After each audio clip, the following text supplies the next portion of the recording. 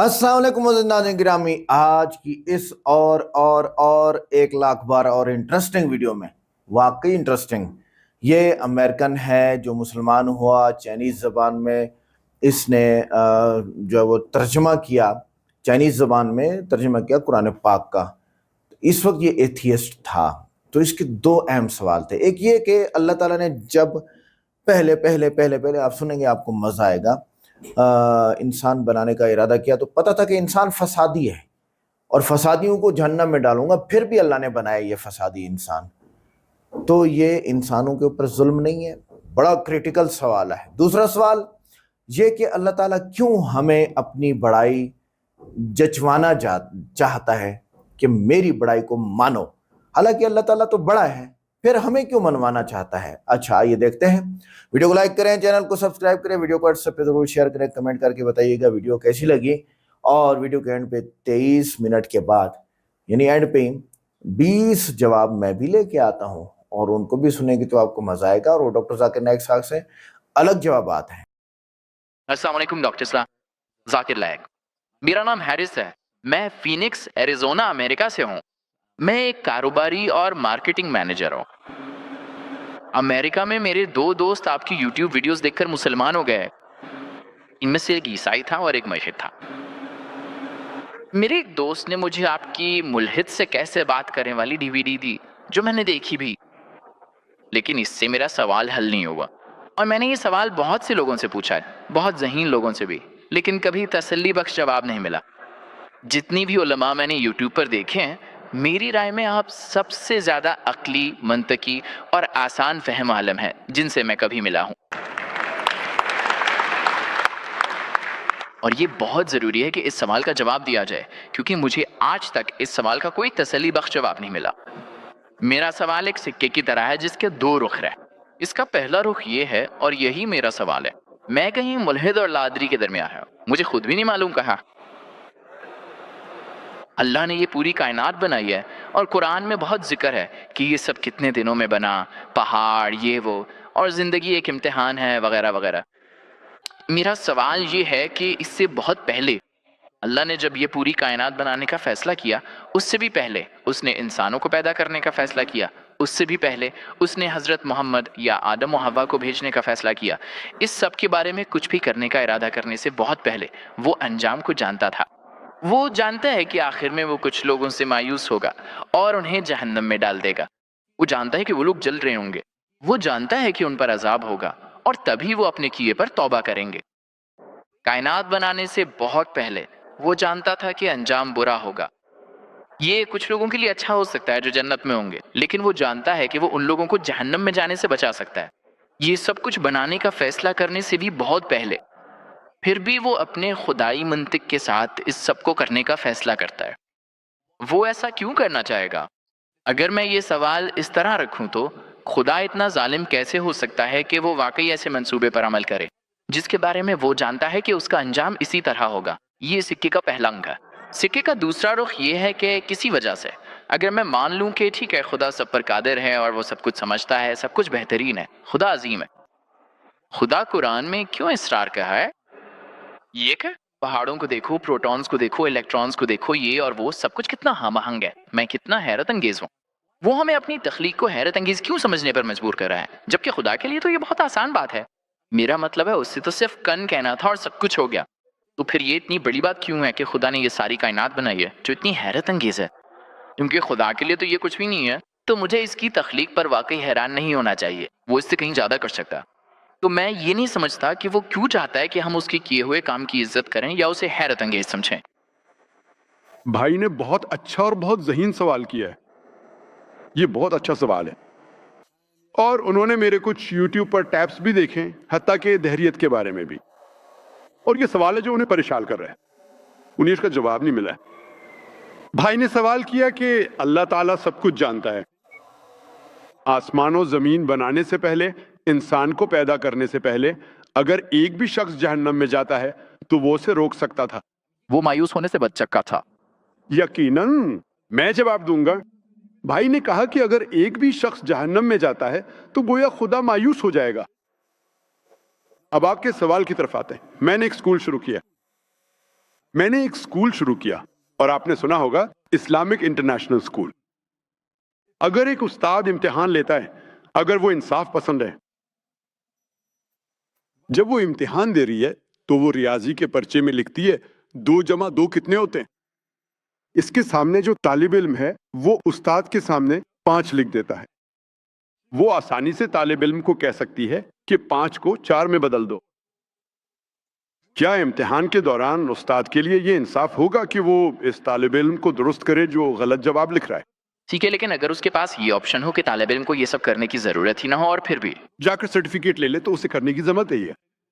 میں ایک سادہ سا سوال پوچھا, استاد نے سوالیہ پرچہ دے دیا ہے, ٹھیک ہے. تمام طلبہ کو اس کی اطلاع دی گئی. اب درست ہے، مخصوص صورتحال یہ ٹھیک ہے.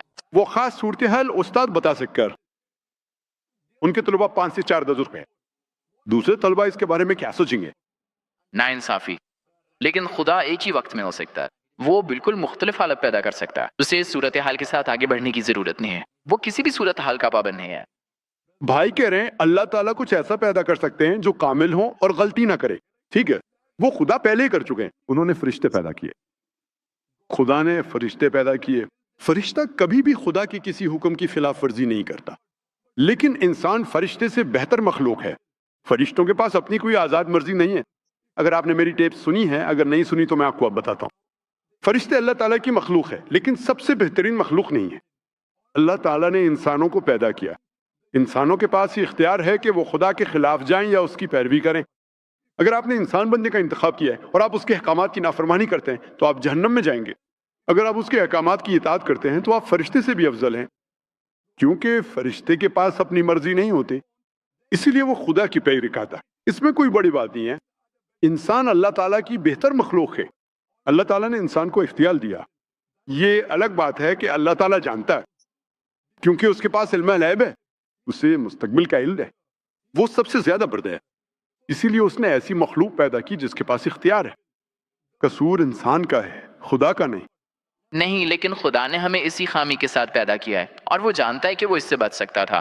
یہ خامی نہیں ہے, یہ خامی نہیں ہے, یہ اختیار ہے. جب وہ جانتا ہے کہ اتنے لوگوں کو آخرکار جہنم میں ڈالنا ہے تو اس نے ہمیں اختیار کیوں دیا؟ وہ ایسا کیوں کر رہا ہے؟ وہ ایک الگ مخلوق ہے. یا آپ ایسی چیز پیدا کرنا چاہیں گے جو خود سوچ سکے, یا آپ چاہیں گے کہ کیوں کرے گا؟ کوئی اتنا رحم دل ہو. بھائیوں میں آپ کو یہی بتاتا ہوں. آپ کیا چاہتے ہیں؟ خدا نے پہلی فرشتہ پیدا کر دیا. میں آپ سے پوچھ رہا ہوں کون سا بہتر ہے؟ ایک فرشتہ اللہ تعالیٰ کی پیروی کر رہا ہے یا کوئی انسان اللہ تعالیٰ کی پیروی کر رہا ہے؟ کون سا بہتر ہے؟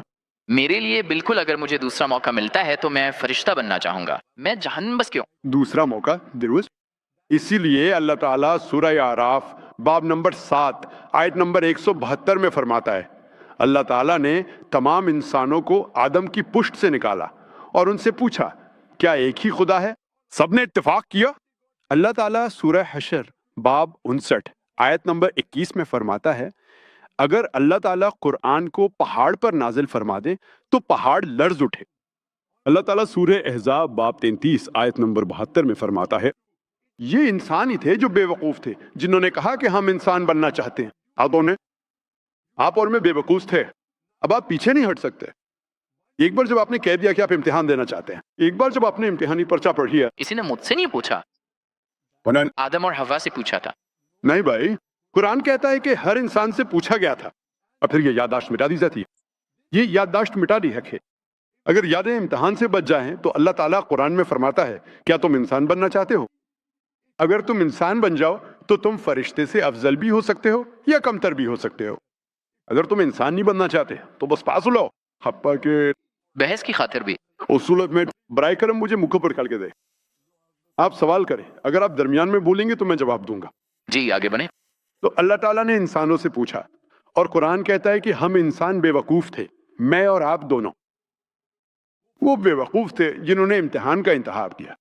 اب جب آپ امتحان میں شامل ہو جائیں, اگر آپ آزاد مرضی کے بعد حکم کی پیروی کریں گے تو آپ فرشتے سے افضل ہو جائیں گے. اگر آپ اللہ کی نافرمانی کریں گے تو آپ فرشتے سے کمتر ہو جائیں گے. ہم چاہتے تھے کہ امتیاز کے ساتھ کامیاب ہو, میں اور آپ. آپ نے کہا مجھے یاد ہے. یقیناً آپ کو یاد نہیں ہوگا اور مجھے بھی یاد نہیں, لیکن میں قرآن پر ایمان رکھتا ہوں. قیامت کے دن اللہ تعالیٰ فرماتا ہے کوئی ایک انسان بھی اللہ کی عدل پر اعتراض نہیں کرے گا.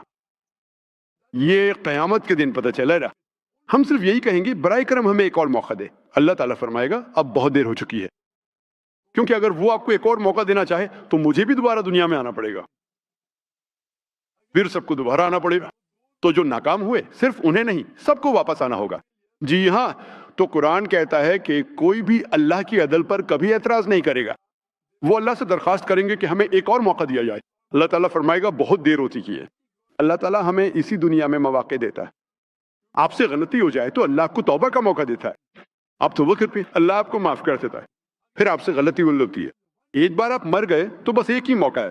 تو جہاں تک پہلے سوال کا تعلق ہے کہ اللہ نے کیوں پیدا کیا, کیونکہ یہ ایک بہتر تخلیق ہے. کوئی بھی منطقی انسان, جن میں آپ بھی شامل ہیں, اس بات سے اتفاق کرے گا کہ وہ انسان جس کے پاس آزاد مرضی ہے اس انسان سے بہتر تخلیق ہے جس کے پاس آزاد مرضی نہیں ہے.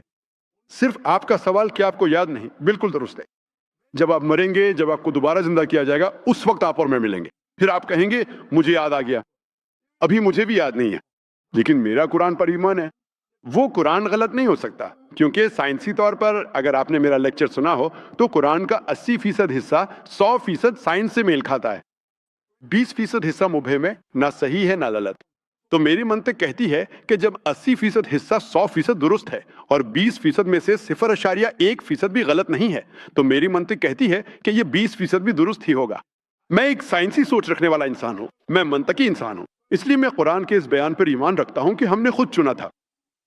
اگر آپ نے نہ چنا ہوتا تو آپ اللہ سے سوال کر سکتے ہیں, آپ پوچھ سکتے تھے کہ آپ نے مجھے انسان کیوں بنایا. تو اللہ پر الزام آتا, لیکن اللہ قرآن میں فرماتا ہے کہ اس نے پوچھا, پہاڑ ڈر گئے تھے, ہر دوسری چیز بھی ڈرنی تھی, ہم انسانوں نے اس کو قبول کیا. لیکن آپ کو یاد ہے کہ آپ سے پوچھا گیا تھا؟ مجھے یاد نہیں کہ یہ سوال کیا گیا تھا. وہ سوال بھائی اگر آپ نے میرا جواب سنا ہو تو مجھے بھی یاد نہیں, لیکن اگر آپ کو یاد ہوتا تو پھر امتحان کہاں رہتا. ذرا تصور کریں کہ ایک استاد آپ کو کچھ پڑھاتا ہے, استاد آپ کو کتاب دیتا ہے, ٹیچر کو امتحان کے لیے کتاب چھیننی پڑتی ہے. استاد کہے کہ ٹھیک ہے کتاب لے کر جواب دو, امتحان کہاں ہے. ٹھیک ہے, لیکن کیا امتحان ختم ہونے کے بعد آپ گھر جا کر چیک کر سکتے ہیں یا نہیں. لیکن امتحان شروع ہونے سے پہلے ہی خدا نخواستہ اپنے آپ میں جانتا ہے. بھائی میری بات سنو, امتحان ختم ہونے کے بعد کیا آپ گھر جا کر درسی کتاب میں چیک کر سکتے ہیں یا نہیں. بالکل. لیکن امتحان کے دوران کیا آپ چیک کر سکتا؟ نہیں. تو امتحان چل رہے بھائی, ایک بار ختم ہونے کے بعد آپ چیک کر سکتے ہیں. اگر آپ استاد کو بتائیں میں درسی کتاب لکھنا چاہتا ہوں, مجھے یاد بھی, میں امتحان کے دوران آپ نصابی کتاب کا حوالہ نہیں دے سکتے, اسے دھوکہ دہی کہا جائے گا. درست. تو ایک بار امتحان ختم ہو گیا, یاد نہ آئے تو خدا سے کہو, یہ کیا غیر منطقی ہے. لیکن قرآن کہتا ہے کہ کوئی بھی انسان انصاف پر اعتراض نہیں کرے گا, امتحان ختم ہونے دو. تو آج میں ایک سائنسی سوچ رکھنے والا انسان ہوں, میں ایک منطقی انسان ہوں. اپنے سائنسی علم اور منطق کی بنیاد پر جب میں دوسری مذہبی کتابیں پڑھتا ہوں اور جب میں قرآن پڑھتا ہوں تو مجھے لگتا ہے کہ قرآن ہی وہ واحد کتاب ہے, واحد مذہبی کتاب جو اس امتحان پر پوری اترتی ہے, زمین پر موجود ہے. تو اس لیے میں ایک سائنسی اور منطقی انسان ہونے کے ناطے مانتا ہوں ٹھیک ہے یہ قرآن کا بیان بھی درست ہونا چاہیے. مجھے یاد نہیں, یہی تو امتحان ہے. اگر مجھے یاد ہوتا تو امتحان کہاں رہتا. تو اس سے سوال کے پہلے حصے کا جواب مل گیا. پہلا حصہ کہ یہ کہنا کہ خدا ظالم ہے, خدا ظالم نہیں ہے. مثال کے طور پر میں نے میڈیکل کالج شروع کیا, میں چاہتا ہوں کہ اسکول کے طلبہ میری طرح نہیں جائے. کتنے اسکول کے طلبہ میڈیکل کالج میں داخل ہوتے ہیں, تقریباً اندازہ لگا سکتے, بہت کم, یقیناً 5% سپیتن, شاید 1% سے بھی کم. تو آپ نے ایسا کالج کیوں بنایا جہاں صرف ایک ہی شخص داخل ہو سکے. ٹھیک ہے, یہ خاص لوگوں پہ یہ ہے. اسی طرح خدا نے جنت الفردوس بنائی, ہر کوئی جنت الفردوس میں نہیں جا سکتا. کیوں نہیں؟ معاف کیجیے, کیوں نہیں؟ ہر کوئی میڈیکل کالج میں کیوں نہیں جا سکتا؟ کیونکہ یہ انسان کی صلاحیت ہے. اگر انسان اس قابل ہوتے کہ میڈیکل کالج میں داخل کرتے تو کر دیتے. ہم اسی طرح بنائے گئے, جس طرح ہر کوئی ڈاکٹر نہیں بن سکتا, صرف وہی لوگ جو صلاحیت رکھتے ہیں, اسی طرح ہر کوئی جنت الفردوس یعنی جنت کے اعلیٰ درجات میں نہیں جا سکتا. ہمیں کوشش کرنی پڑتی ہے. اللہ نے آپ کو صلاحیت دی ہے, اگر آپ اس کی ہدایت پر عمل نہیں کرتے تو آپ نہیں کر سکتے. اگر آپ اس کی ہدایت پر عمل کریں تو جنت میں جانا بہت آسان ہے. اگر آپ ذہین ہیں تو یہ بہت آسان ہے. اگر آپ ذہین ہیں اور اپنے ساتھ سچائی سے پیش آتے ہیں، لیکن اگر آپ اپنے ساتھ سچے نہیں ہیں تو ایک غیر ذہین آدمی بھی جنت میں جا سکتا ہے. صرف ایک چیز ہے کہ آپ کو سچا ہونا چاہیے. اللہ نے آپ کو اس کی پیروی کرنے کے مختلف طریقے دیے ہیں. کچھ لوگ سمجھتے ہیں کہ وہ بہت ہوشیار ہے. میں انہیں کہتا ہوں کہ وہ تو حد سے زیادہ ہوشیار ہے. اگر وہ واقعی ہوشیار ہوتے تو وہ نہیں ٹھیک ہے. یہ بالکل واضح، صاف اور شفاف کہ یہ اللہ کا کلام ہے اور آپ کو اس کی پیروی کرنی ہے. اسی وجہ سے فرانسس بیکن نے کہا تھا، سائنس کا تھوڑا سا علم آپ کو ملحد بنا دیتا ہے، لیکن سائنس کا گہرا علم آپ کو اللہ پر ایمان لانے والا بنا دیتا ہے. تو میں یہ نہیں کہوں گا کہ اللہ ظالم ہے. میں نے کہا ہم ہی بے وقوف تھے جنہوں نے یہ امتحان دینے کا انتخاب کیا، اللہ نہیں. اللہ نے آپ کو ایک اختیار دیا تھا. آپ کیا بننا چاہتے؟ ہم نے خود چنا ہے تو ہم ذمہ دار ہیں، اللہ نہیں. اللہ ظالم نہیں ہے، ہم ہی بے وقوف ہے. یہی قرآن کہتا ہے. قیامت کے دن آپ کو پتہ چل جائے گا انشاءاللہ، آپ کو بھی اور مجھے بھی. انشاءاللہ اگر میں جنت میں گیا انشاءاللہ تو میں اللہ سے دعا کروں گا، اللہ کا شکر ادا کروں گا. اب جانتے ہیں میں ایک اچھا انسان تھا، میں نے انسان بننے کا انتخاب کیا. اگر تم اس میں پاس ہو گئے، اگر تم فیل ہو گئے تو ہم اپنی ذات پر لعنت بھیجیں گے. امید ہے کہ اس سوال کا جواب ملے گا. دوسرا حصہ معذرت، دوسرا حصہ کیا کہا؟ کہ اگر میں مانتا بھی ہوں کہ وہ کتنا قادر مطلق ہے، کتنا علم والا ہے، وہ ہمیں قائل کرنے پر کیوں تلا ہوا ہے؟ پہاڑوں کو دیکھو، الیکٹرانوں کو دیکھو، پروٹون کو دیکھو. سوال کا دوسرا حصہ یہ تھا کہ اللہ تعالیٰ پہاڑوں کی مثال کیوں دیتے ہیں کہ یہ اس نے پیدا کیے ہیں. اس کے لیے تو یہ سب کچھ معمولی سی بات ہے، تو پھر وہ کیوں بات کرے؟ آپ جانتے ہیں کیوں وہ کیا کہہ رہے ہیں؟ وہ یہ معمولی سی چیزیں، پہاڑ وغیرہ، ان کی مثال دے رہے ہیں کہ یہ بھی کہاں اٹھتے ہیں. تم انسان جو افضل ہو، تم کیوں نہیں سمجھتے؟ قرآن مجید سورہ حشر سورہ نمبر 59 آیت نمبر 21 میں فرماتا ہے کہ اگر یہ قرآن کسی پہاڑ پر نازل ہوتا تو وہ پہاڑ ریزہ ریزہ ہو جاتا، بالکل تباہ ہو جاتا. لیکن ہمارے لیے، انسانوں کے لیے اس سے کوئی فرق نہیں پڑتا. وہ یہ مثالیں اس لیے دے رہے ہیں کہ یہ چیزیں جو اتنی طاقتور ہیں جیسے پہاڑ وغیرہ جنہیں اس نے پیدا کیا ہے، وہ بھی اپنی مرضی اس کے آگے جھکا دیتے ہیں. تو تم انسان ایسا کیوں نہیں کرتے؟ وہ یہ مثال دینے کی کوشش کر رہے ہیں کہ ہم بے وقوف ہیں. وہ اپنی تعریف نہیں کر رہے. اور جب بھی وہ ہم سے اپنی تعریف کرنے کو کہتے ہیں، یا جب ہم کہتے ہیں اللہ اکبر یعنی اللہ سب سے بڑا ہے، کیا تم سمجھتے ہو کہ اس سے اللہ میں کوئی تبدیلی آ جائے گی؟ نہیں. چاہے تم 1000 بار اللہ اکبر کہو یا 1,00,000 بار، وہ اس سے بڑا نہیں ہو سکتا. وہ پہلے ہی سب سے بڑا ہے. ہم یہ باتیں اس لیے کہتے ہیں کیونکہ یہ ہماری انسانی ذہنیت ہے، ہماری فطرت ہے کہ ہم ان لوگوں کی پیروی کرتے ہیں جو مشہور ہیں. ہم ان لوگوں کی پیروی کرتے ہیں جن کی ہم تعریف کرتے ہیں. مثال کے طور پر آپ کی والدہ کو دل کا دورہ پڑ لگا. سڑک پر ایک انجان شخص ہے جو آپ کو علاج دیتا ہے، اور آپ نے سنا ہے کہ دنیا کے سب سے بہترین ہارٹ اسپیشلسٹ ڈاکٹر ایکس ہے. اب کیا آپ ڈاکٹر ایکس کے مشورے پر عمل کریں گے یا اس سڑک پر موجود شخص کی بات مانیں گے جسے آپ جانتے ہی نہیں؟ ڈاکٹر آنکس. کیونکہ ڈاکٹر ایکس مشہور ہے، لوگ انہیں جانتے ہیں، وہ دنیا کے سب سے بہترین ہے. تو اسی لیے ہماری نماز میں، ہماری زندگی میں ہم کہتے ہیں کہ اللہ سب سے بڑا ہے، اللہ سب سے زیادہ حکمت والا ہے، اللہ سب سے زیادہ عقل مند ہے. کیوں؟ اگر ہم یہ کہیں تو اس سے اللہ کو کوئی فائدہ نہیں ہوتا. اس سے میں فائدہ ہوتا یہ اگر ہم اس کی تعریف کریں گے تو ہم اس کی پیروی کریں گے. اگر ہم پیروی کریں گے تو جنت میں جائیں گے. اللہ کے لیے اس میں کوئی فرق نہیں پڑتا. اسی لیے اللہ فرماتا ہے کیا تم ایمان نہیں لاؤ گے؟ کیا تم سمجھو گے نہیں؟ اس کا مطلب ہے کہ قرآن لوگوں پر سمجھنے کے لیے نازل ہوا، تو وہ یہ مثال اس لیے نہیں دے رہا کہ خود کو بڑا ثابت کرے. وہ ہمیشہ سب سے بڑا ہے. چاہے آپ 1,00,000 بار کہیں کہ اللہ سب سے بڑا ہے، اس سے اللہ کو کوئی فرق نہیں پڑے گا. وہ یہ بات آپ کو بتا رہا ہے. اللہ قرآن میں فرماتا ہے اللہ کو تمہاری ضرورت نہیں، تمہیں اس کی ضرورت ہے. تو جب ہم اس کی تعریف کرتے ہیں تو یہ انسانی نفسیات ہے کہ جس شخص کی آپ تعریف کرتے ہیں، جس کے بارے میں آپ بڑی باتیں کرتے ہیں، آپ اس کے مشورے پر عمل کرنے کی طرف مائل ہو جاتے ہیں. اس کے مشورے پر عمل کرنے سے فائدہ آپ کو ہوگا، اسے نہیں. وہ تو پہلے ہی سکسر رہا ہے، وہ تو پہلے ہی سب سے زیادہ رحم کلیواد ہے. تو یہ سب اصول و ضوابط مقرر کیے گئے. وہ ہمارا خالق ہے، وہ ہماری ذہنیت کے چاہتا ہے. آپ سائنس کے طالب علم ہیں، ٹھیک ہے، میں بھی سائنس کا طالب علم ہوں. جیسے مجھے پتہ چلتا ہے کہ اللہ تعالیٰ نے وہ سائنسی حقائق بیان کیے ہیں جنہیں ہم نے آج جانا ہے 50 سال پہلے، تو اس سے میرا ایمان اللہ پر اور بڑھ جاتا ہے. اللہ تعالیٰ سورہ فصلت سورہ نمبر 41 آیت 53 میں فرماتا ہے سنوریہم آیاتنا فی الآفاق وفی انفسہم حتی یتبین لہم انہ الحق، یعنی ہم عنقریب انہیں اپنی نشانیاں آفاق میں اور ان کے اپنے نفسوں میں دکھائیں گے، یہاں تک کہ ان پر ظاہر ہو جائے گا کہ یہ قرآن حق ہے، یہاں تک کہ ان پر یہ بات بالکل واضح ہو جائے کہ یہ حق ہے۔ تو اللہ تعالیٰ یہ مثالیں اس لیے دے رہا ہے تاکہ ہمیں فائدہ ہو، اس کے لیے اس میں کوئی فرق نہیں پڑتا، یہ ہمارے فائدے کے لیے ہے، اس لیے وہ ہمیں موقع دے رہا ہے کہ ہم اس کی پیروی کریں تاکہ ہم جنت میں جا سکیں۔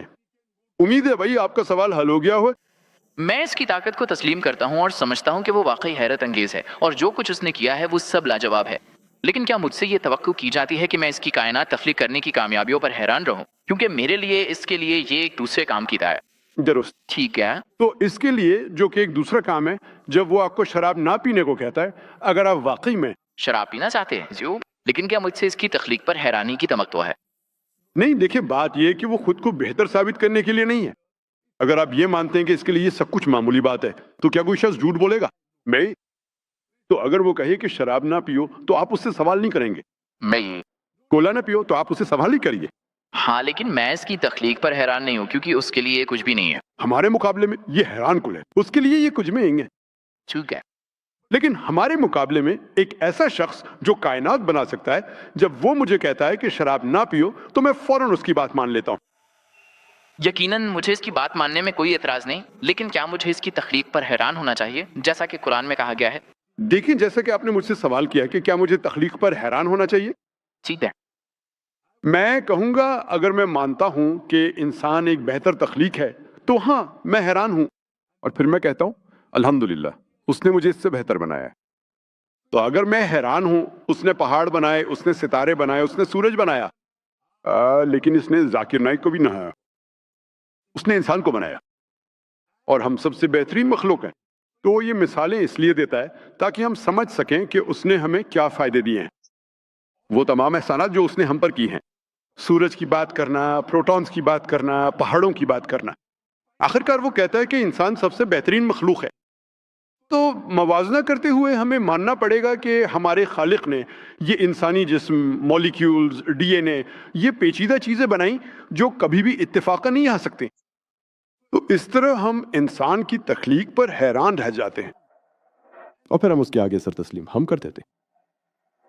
اگر آپ حیران نہیں ہیں تو صرف حیران ہو کر ہی ہم تسلیم کرتے ہیں کہ وہی ہمارا خالق ہے، وہی عبادت کے لائق ہے، یہ کوئی اور نہیں کر سکتا۔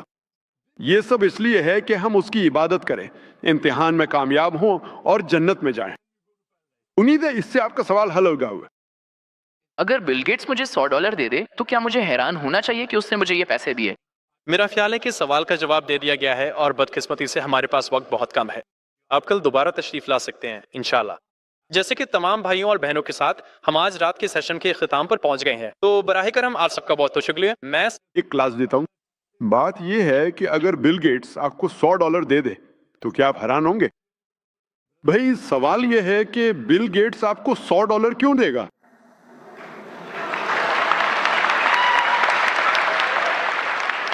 اگر آپ مجھے بتائیں، اگر کوئی عام آدمی آپ کو $100 دے دے تو اس میں حیرت کی کوئی بات نہیں۔ بل گیٹس نے مجھے $100 دیے، یہ خاص بات ہے کہ اس نے آپ کو دیا۔ اس نے آپ کو کیوں دیا؟ کسی اور کو کیوں نہیں دیا؟ کیوں؟ سوال یہ ہے کہ اس نے آپ کو کیوں دیا، یہی سوال ہے۔ اگر کوئی عام آدمی، کوئی راہ چلتا شخص آپ کو $100 دے دے، بل گیٹس، سمجھ گیا، تو سمجھ گئے نا؟ میں سمجھ گیا، وہ اب آپ کو یقین ہو گیا ہے؟ ہاں بالکل یہی جواب ہے۔ تو انشاءاللہ مجھے امید ہے کہ وہ اسلام کے قریب آئیں گے۔ اس لیے مجھے اس بات پر حیران نہیں ہونا چاہیے کہ وہ مجھے پیسے دے رہا ہے، مجھے اس پر حیران ہونا چاہیے جو پیسے دے رہا ہے۔ الحمدللہ، تو یہ وقت بڑھانے کے قابل تھا، الحمدللہ۔ تو یہ حارث بعد میں مسلمان ہوتا ہے، اس کی داڑھی آتی ہے اور سفید داڑھی، میں نے خود دیکھا ویڈیو میں، سفید داڑھی آتی ہے، اور جناب والا میں بڑا انتظار میں تھا کہ کسی طرح میں انگلش کی ویڈیوز کو ٹرانسلیٹ کر پاؤں۔ آگے ہماری کوشش ہے اس سے بہتر ٹرانسلیشن یوں ہو سکتی ہے کہ ہم لپسنگ پہ نہ آئیں کہ ہونٹ اردو بولتے ہوئے آپ کو سمجھ آئے، نہیں، ہونٹ آپ کو ملیں گے انگلش بولتے ہوئے اور ٹرانسلیشن ہوگی اردو میں۔ یہ یوٹیوب پہ کافی سارا چل بھی رہا ہے، اور ہم نیا مواد لانا چاہتے ہیں آپ کے سامنے۔ ہم بہت سارا مواد ریپیٹ کر چکے ہیں، ہمارے لوگ पुराने लोग चले गए हैं, नए लोग हमें सुनना चाहते हैं, तो अभी इंशाल्लाह सुनेंगे भी ज़रूर। अच्छा, आगे आते हैं हम। ये जो सवालात थे कि अगर अल्लाह को पहले से मालूम था कि इंसान फसाद करेगा और जहन्नम में जाएगा तो इंसान को पैदा करना क्या जुल्म नहीं? तो इसके जवाबात देखते हैं। अल्लाह ताला का किसी चीज़ को पहले से जान लेना इंसान को इस पर मजबूर नहीं करता। अल्लाह का इल्म कामिल है, मगर इंसान का अमल उसके अपने इख्तियार से होता है। अगर इल्म ही जबर होता तो इम्तिहान का कोई मतलब ही ना होता। बात हम पीछे कई बार ये दोहरा चुके हैं। अच्छा, आगे अल्लाह ने इंसान को फरिश्तों की तरह मजबूर नहीं बनाया, बल्कि आज़ाद इरादा दिया है।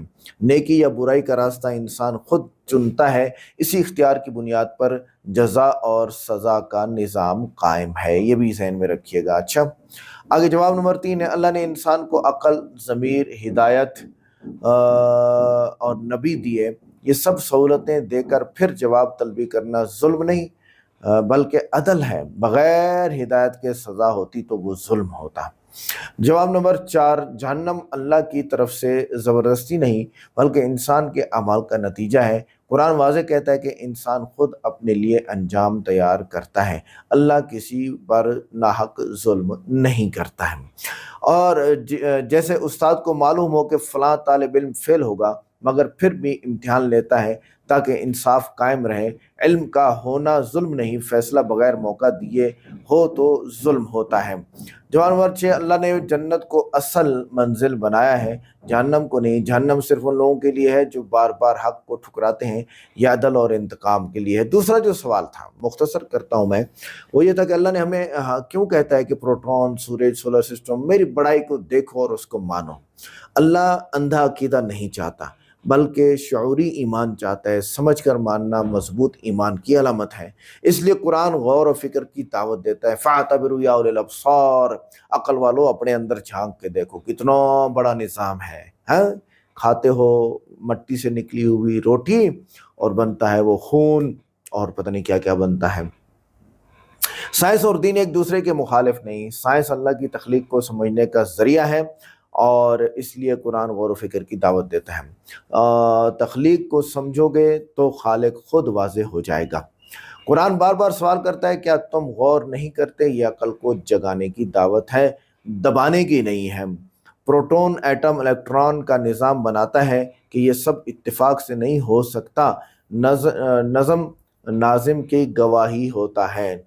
अच्छा, जितना इंसान कायनात को समझेगा इतना ही उसे अपनी बेबसी और अल्लाह की अज़मत का एहसास होगा।